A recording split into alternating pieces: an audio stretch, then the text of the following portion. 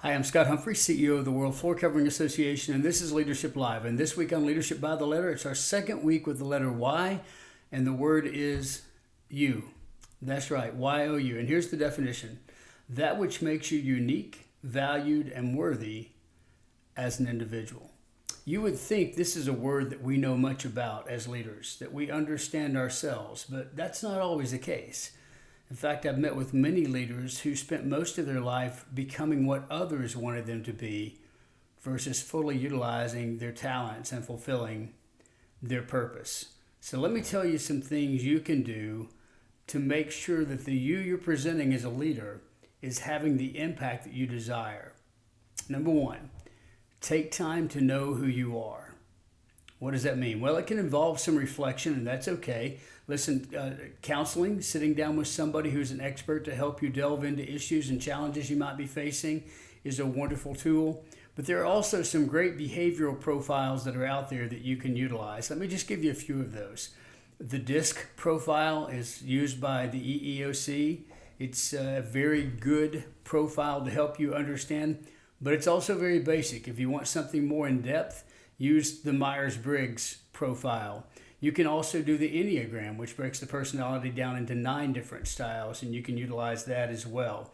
Culture Index is a new one that I've become familiar with. I really like. It's quick, easy to take, but gives you an opportunity to not only understand yourself, but to better see how you match up with the people that you work with on a regular basis. We are blessed. My kids went to Christian Heritage, a local school here in Dalton, and Amy Pogue, the guidance counselor there, has done an amazing job taking them through all of these behavioral profiles and helping them better understand who they are, how they are naturally wired. One more I'll mention for you is called the 5 Love Languages. That will help you in any relationship, certainly with your most serious relationships. But as with all of these profiles, please understand they're telling you who you are, not who others are. Do not expect others to be like you. We find with the 5 love languages that once you find out that your love language is, let's say, gifts, then you may think that giving gifts is the best way you can show love to others, but that may not be their language. Understand who you are, and then take the time to also understand who others are. Number 2, make time to invest in you. What does that mean?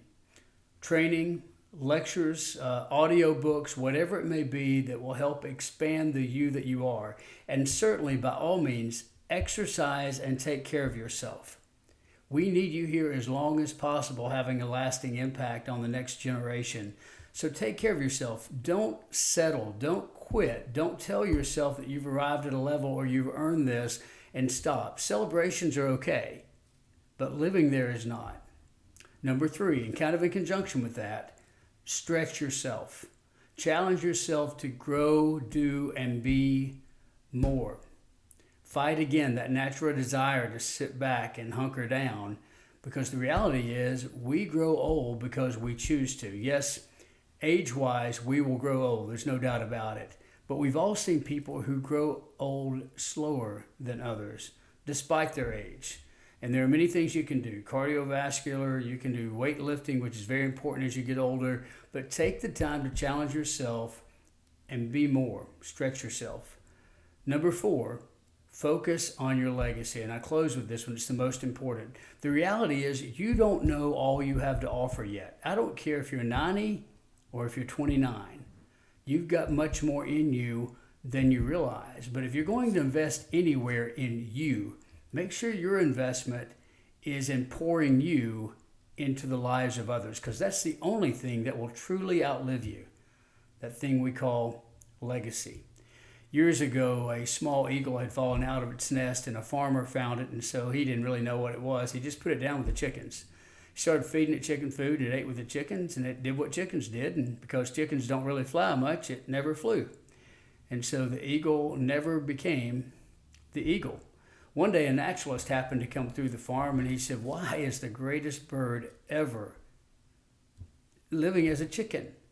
And the farmer said, "Well, I know what he was. I just fed him like I fed all the others." And he said, "Well, this is not right. We've got to show him what he is." And so he held the eagle up and he said, "Fly."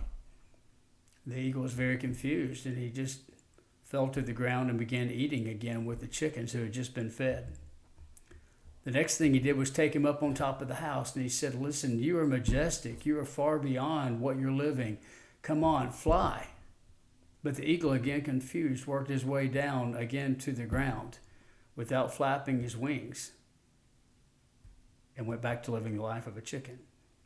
Finally, he took him up on top of a mountain. And the eagle, in fear, as he said, listen, you see those other birds up there? That's what you're capable of. Now go and fly. And he became nervous, and in doing so, he began to flap his wings. As he flapped his wings, he realized that he could soar. He had it in him all the time. He just did not realize who he was. Invest in yourself. You may always appreciate those that you have spent time with. There's nothing wrong with that. But your purpose is to fulfill the reason you are here, to be the best you that you can be. So do that, and then go out there and lead.